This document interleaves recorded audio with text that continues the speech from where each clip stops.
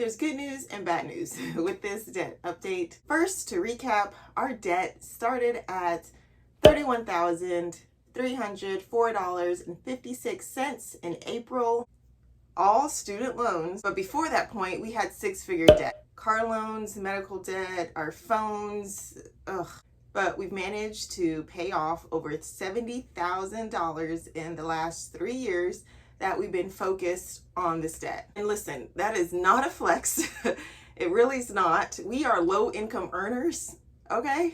We have 2 young children. We're basically just living off of my husband's teaching job and using his side hustles and the little money that I bring in, and we're taking that and throwing it at our debt.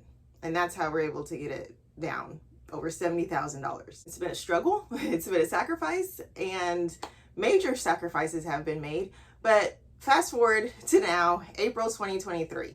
April was actually a little different. I got the final check from that part-time job that I was working at. I was bringing in over $900 a month from that job. So that was a hit to our income. The total income for April was $8,019.88. Now let's talk about the expenses. And here's where the bad comes in. It was a spendy month, to say the least. I kind of fell off of the budgeting wagon. I was doing those little in my head budgets. I wasn't budgeting on paper. Plus, it was just a busy month. We have 2 children. They had their end of year program with their school group. We had a child go up a size in shoes. They both needed new clothes because of the weather change, and their clothes from last season did not fit anymore, which is fine. You know, I always buy secondhand, Goodwill, and so it didn't come out to be as much as it could have been, but it does all add up. So our expenses for April came to $4,960.13, and just for context, $854 of that was giving, $1,214.48 of that was gas and groceries, and the rest was just living. Like, we live in a 2-bedroom apartment outside of Nashville, Tennessee. So rent plus all the utilities, it all adds up. Plus April, who can forget, was tax time. And we owed taxes this year.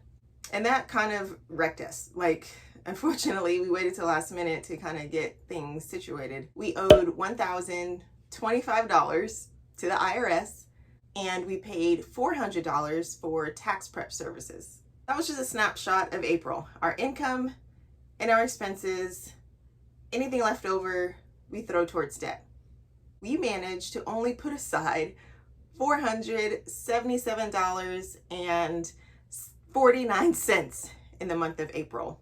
It's the lowest in this entire year. However, we put more to debt than that $400. We had extra money from 2 places. One, our tax accountant didn't charge us as much as we expected. We had $500 set aside for tax prep services, and he only charges $400.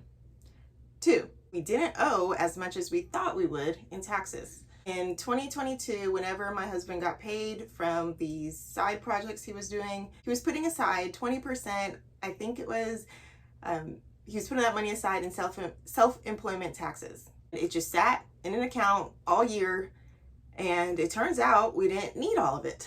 So we took the money that we didn't need, and here's what we did with it. So we were at $31,304.56 in debt, and we wanted to get out of them 30s, y'all.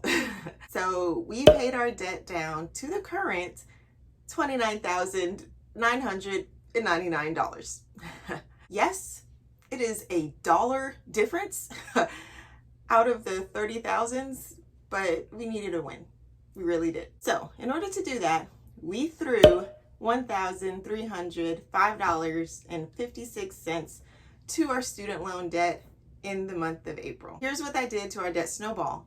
We were on loan 15 of the 18 separate federal student loans between my husband and I. We're down to his last 2 and my last 2, but they are massive, and at least massive to us. And so it's going to take more blows, like more payments, to finally get rid of them. Loan 15 was originally $6,451.58. By the beginning of April, we got it down to $4,578.93. After April's debt payment, it's sitting at its current $3,273.37.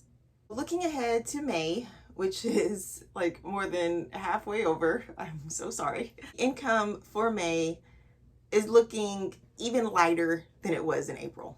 On top of that, our expenses are still higher than I'd like. But my husband is still waiting on a big payout for a project, so that could come through this month.